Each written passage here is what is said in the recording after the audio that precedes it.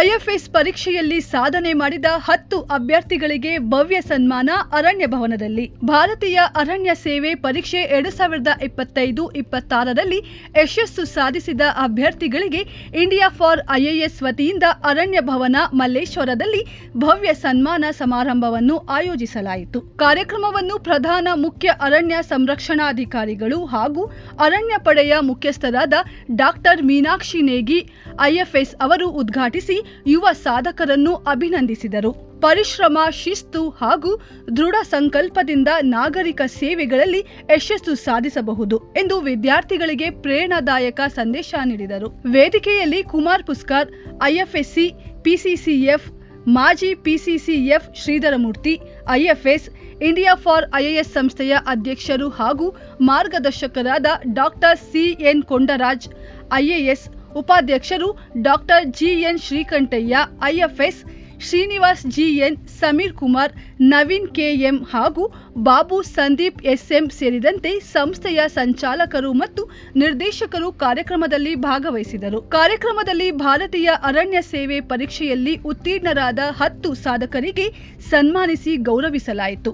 ವಿದ್ಯಾರ್ಥಿಗಳ ಸಾಧನೆಯನ್ನು ಗಣ್ಯರು ಮೆಚ್ಚಿ ಇಂತಹ ಸನ್ಮಾನ ಸಮಾರಂಭಗಳು ಯುವ ಪ್ರತಿಭೆಗಳಿಗೆ ಮತ್ತಷ್ಟು ಉತ್ತೇಜನ ನೀಡುತ್ತವೆ ಎಂದು ಅಭಿಪ್ರಾಯಪಟ್ಟರು. ಅರಣ್ಯ ಇಲಾಖೆ ಅಧಿಕಾರಿಗಳು, ವಿದ್ಯಾರ್ಥಿಗಳು, ಪೋಷಕರು ಹಾಗೂ ಗಣ್ಯರು ಕಾರ್ಯಕ್ರಮದಲ್ಲಿ ಉಪಸ್ಥಿತರಿದ್ದರು. ಭಾರತೀಯ ಅರಣ್ಯ ಸೇವೆ ಪರೀಕ್ಷೆ 2025-26ರಲ್ಲಿ ಯಶಸ್ಸು ಸಾಧಿಸಿದ ಅಭ್ಯರ್ಥಿಗಳಿಗೆ ಇಂಡಿಯಾ ಫಾರ್ ಐಎಎಸ್ ಅಕಾಡೆಮಿಯಿಂದ ಅರಣ್ಯ ಭವನದಲ್ಲಿ ಏರ್ಪಡಿಸಿದ್ದ ಕಾರ್ಯಕ್ರಮದಲ್ಲಿ 10 ಮಂದಿ ಸಾಧಕರನ್ನು ಪ್ರಧಾನ ಮುಖ್ಯ ಅರಣ್ಯ ಸಂರಕ್ಷಣಾಧಿಕಾರಿ ಹಾಗೂ ಅರಣ್ಯ ಪಡೆಯ ಮುಖ್ಯಸ್ಥರಾದ ಡಾಕ್ಟರ್ ಮೀನಾಕ್ಷಿ ನೇಗಿ ಅಭಿನಂದಿಸಿದರು. ಇಂಡಿಯಾ ಫಾರ್ ಐಎಎಸ್ ಅಕಾಡೆಮಿಯ ಸಂಸ್ಥೆಯ ಅಧ್ಯಕ್ಷ ಡಾಕ್ಟರ್ ಸಿಎನ್ ಕೆದಾರ್, ಪಿಸಿಸಿಎಫ್ ಕುಮಾರ್ ಪುಸ್ಕರ್, ಮಾಜಿ PCCF Sridharamurthy, India for IAS ಅಕಾಡೆಮಿಯ ಉಪಾಧ್ಯಕ್ಷರು ಡಾಕ್ಟರ್ ಜಿಎನ್ ಶ್ರೀಕಂಠಯ್ಯ ಮತ್ತಿತರರು ಉಪಸ್ಥಿತರಿದ್ದರು.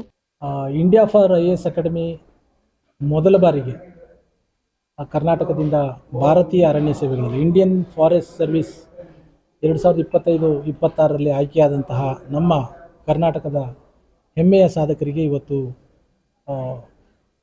ಸಾಧಕರಿಗೆ ಸನ್ಮಾನ ಕಾರ್ಯಕ್ರಮವನ್ನು ಆಯೋಜನೆ ಮಾಡಿದ್ವಿ ಅರಣ್ಯ ಭವನ ಬೆಂಗಳೂರಿನಲ್ಲಿ.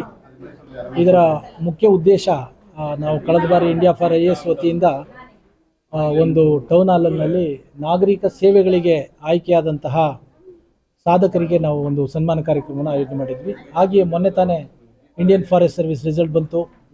ಅವರು ಕೂಡ ಸಾಧನೆಗೆ ಹರಹರು ಸನ್ಮಾನಕ್ಕೆ ಹರಹರು ಅಂತೇಳಿ ಇಂಡಿಯಾ ಫಾರ್ ಐಎಎಸ್ ಅಕಾಡೆಮಿ ಮತ್ತು ಏನು ನಮ್ಮ ಅರಣ್ಯ ಇಲಾಖೆ ಈ ಒಂದು ಕಾರ್ಯಕ್ರಮವನ್ನು ಅರಣ್ಯ ಭವನದಲ್ಲಿ ಆಯೋಜನೆ ಮಾಡಿದ್ದೀವಿ.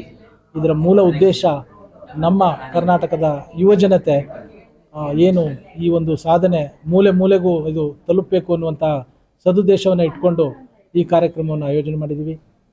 ಹೆಚ್ಚು ಮಕ್ಕಳು ಸ್ಪರ್ಧಾತ್ಮಕ ಪರೀಕ್ಷೆಗಳನ್ನು ಬರೀಬೇಕು. ಕೇವಲ 10 ಮಂದಿ ಭಾರತೀಯ ಅರಣ್ಯ ಸೇವೆಗೆ ಸೆಲೆಕ್ಟ್ ಆದರೆ ಸಾಲದು, ಇನ್ನೂ ಹೆಚ್ಚು ಜನ ಯುವಕರು ಭಾರತೀಯ ಅರಣ್ಯ ಸೇವೆಗೆ ಸೇರಬೇಕು ಮತ್ತು ಅವ್ರ ಮೇಲೆ ಈ ಒಂದು ಭೂಮಂಡಲದ ಒಂದು ಗುರುತರವಾಗಿರ್ತಕ್ಕಂಥ ಜವಾಬ್ದಾರಿ ಇದೆ ಅಂತೇಳಿ ನಮ್ಮ ಇಂಡಿಯಾ ಫಾರ್ ಐಎಎಸ್ ಅಕಾಡೆಮಿ ಯೋಜನೆ ಮಾಡಿ ಈ ಒಂದು ಸನ್ಮಾನ ಕಾರ್ಯಕ್ರಮವನ್ನು ಅರಣ್ಯ ಭವನದಲ್ಲಿ ಇವತ್ತು ಆಯೋಜನೆ ಮಾಡಿದ್ದೀವಿ. ಅತ್ಯುತ್ತಮವಾದ ಒಂದು ಉದಾತ್ತ ಸೇವೆ. ಏಕೆಂದರೆ ಜನರು ಮಾನವ ಉಳಿಬೇಕು ಅಂತ ಹೇಳಿದ್ರೆ ಅರಣ್ಯ ಭಾಳ ಮುಖ್ಯ. ಯಾಕೆಂದರೆ ನಾವು ಉಸಿರಾಡೋ ಗಾಳಿ, ಕುಡಿಯೋ ನೀರು ಮತ್ತು ಆಹಾರ ಭದ್ರತೆ ಬೇಕು ಅಂದರೆ ಅರಣ್ಯಗಳು ಬೇಕೇ ಬೇಕು. ಯಾವಾಗ ಅರಣ್ಯಗಳಿರೋದಿರುವ ಮಾನವ ಉಳಿಯೋದಿಲ್ಲ.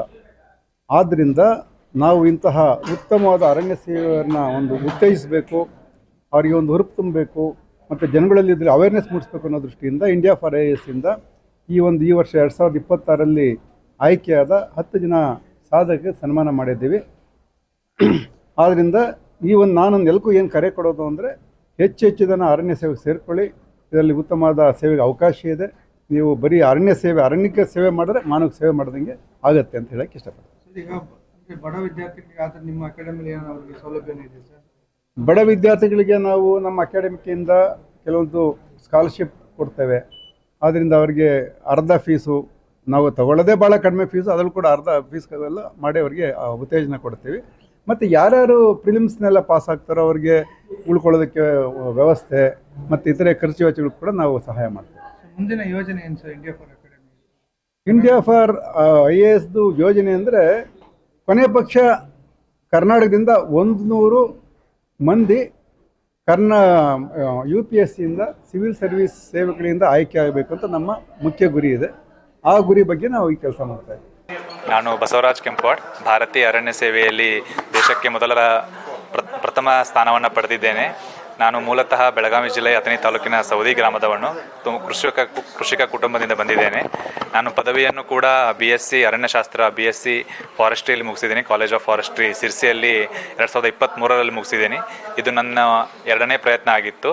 ಸೊ 2ನೇ ಪ್ರಯತ್ನದಲ್ಲಿ ನಾನು ಸಿವಿಲ್ ಸರ್ವಿಸಸಲ್ಲಿ ಇಂಟರ್ವ್ಯೂ ಕೂಡ ಕೊಟ್ಟಿದ್ದೇನೆ ಮತ್ತು ಈ ಭಾರತೀಯ ಅರಣ್ಯ ಸೇವೆಯಲ್ಲಿ ಮೊದಲ ಸ್ಥಾನ ಪಡೆದಿದ್ದೇನೆ.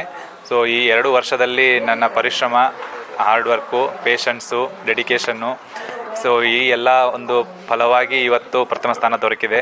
ಸೊ ಇದಕ್ಕೆ ಕಾರಣೀಕರ್ತರಾಗಿರ್ತಕ್ಕಂತಹ ನನ್ನ ಕುಟುಂಬ, ಸ್ನೇಹಿತರು, ಎಲ್ಲ ಗುರುವೃಂದ ಎಲ್ಲರಿಗೂ ಸಹ ನಾನು ಯಾವಾಗಲೂ ಚಿರಋಣಿಯಾಗಿರ್ತೀನಿ ಅಂತ ಹೇಳಕ್ಕೆ ಇಷ್ಟಪಡ್ತೀನಿ. ಸೊ ಮತ್ತು ನನ್ನ ನೋಡಿ ಸ್ವಲ್ಪ ಜನ ಯಾರಾದರೂ ಮೋಟಿವೇಟ್ ಆಗಿ ಈ ಥರ ನಮ್ಮ ಕರ್ನಾಟಕಕ್ಕೆ ಹೆಮ್ಮೆ ಆಗುವಂತಹ ಎಲ್ಲರೂ ತುಂಬ ಜನ ಇದ್ದಾರೆ. ಸೊ ಅವ್ರಿಗೆಲ್ಲ ಕೂಡ ನಾನು ಒಂದು ಮಾತು ಹೇಳಕ್ಕೆ ಇಷ್ಟಪಡ್ತೀನಿ. ಸೊ ಸತತ ಪ್ರಯತ್ನ, ಒಂದು ಅಟೆಂಪ್ಟಲ್ಲಿ ಆಗದೆ ಇರ್ಬೋದು, 2ನೇ ಅದೆಲ್ಲ ಆಗದೆ ಇರ್ಬೋದು. ಸೊ ಸತತ ಪ್ರಯತ್ನ, ತಾಳ್ಮೆಯನ್ನು ಕಳ್ಕೊಳ್ಳದೆ ಮಾಡಿದ್ರೆ ನೀವು ಕೂಡ ಇಂತಹ ಸಾಧನೆ ಮಾಡೋದಕ್ಕೆ ಏನು ಯಾವುದೇ ತಡೆ ಇಲ್ಲ ಅಂತ ಹೇಳಕ್ಕೆ ಇಷ್ಟಪಡ್ತೀನಿ. ಎಲ್ರಿಗೂ ನಮಸ್ಕಾರ. ನನ್ನ ಹೆಸರು ಅನುಷಾ ಶ್ರೀನಿವಾಸ್, ಮೂಲತಃ ಮೈಸೂರಿನವಳು. ಇಂಡಿಯನ್ ಫಾರೆಸ್ಟ್ ಸರ್ವಿಸ್ 2025 ಎಕ್ಸಾಮಿನೇಷನಲ್ಲಿ ಆಲ್ ಇಂಡಿಯಾ ರ್ಯಾಂಕ್ 63 ಬಂದಿದೆ. ಇದು ನನ್ನ 6ನೇ ಪ್ರಯತ್ನ. ಮೊದಲನೇ ಮೇನ್ಸ್ ಫಾರೆಸ್ಟ್ ಸರ್ವಿಸಲ್ಲಿ ಹಾಗೂ ಮೊದಲನೇ ಇಂಟರ್ವ್ಯೂ ಫಾರೆಸ್ಟ್ ಸರ್ವಿಸಲ್ಲಿ. ಸೊ ಇದು ಫಾರೆಸ್ಟ್ ಸರ್ವಿಸ್ಗೆ ಎಲಿಜಿಬಿಲಿಟಿ ಬಂದು ಸೈನ್ಸ್ ಬ್ಯಾಕ್ಗ್ರೌಂಡಲ್ಲಿ ಗ್ರ್ಯಾಜುಯೇಷನ್ ಮಾಡಿರಬೇಕು. ಸೊ ಹಾಗಾಗಿ ಇದು CSCಗಿಂತ ಸ್ವಲ್ಪ ಡಿಫ್ರೆಂಟ್ ಇರುತ್ತೆ, ಮೋರ್ ಟೆಕ್ನಿಕಲ್. 2 ಹೊಸ ಆಪ್ಷನಲ್ ಕೂಡ ಓದಬೇಕಾಗತ್ತೆ. ನಾನು ನಮ್ಮ ರಾಜ್ಯದ ಜನತೆಗೆ ಏನು ಹೇಳೋದು, ಯುವ ಜನತೆಗೆ ಅಂತಂದರೆ, ನಿಮಗೆ ಎಲಿಜಿಬಿಲಿಟಿ ಇದ್ದರೆ ದಯವಿಟ್ಟು ಇಂಡಿಯನ್ ಫಾರೆಸ್ಟ್ ಸರ್ವಿಸ್ IAS ಮತ್ತು IPS ಅಷ್ಟೇ ಉತ್ತಮವಾದ ಸರ್ವಿಸ್ ಆಪರ್ಚುನಿಟಿನ ಕೊಡುತ್ತೆ. ದಯವಿಟ್ಟು ಈ ಸರ್ವಿಸ್ ಬಗ್ಗೆ ಯೋಚನೆ ಮಾಡಿ ಎಕ್ಸಾಮ್ಸ್ ಬರೀರಿ ಅಂತ ಹೇಳಕ್ಕೆ ಇಷ್ಟಪಡ್ತೇನೆ.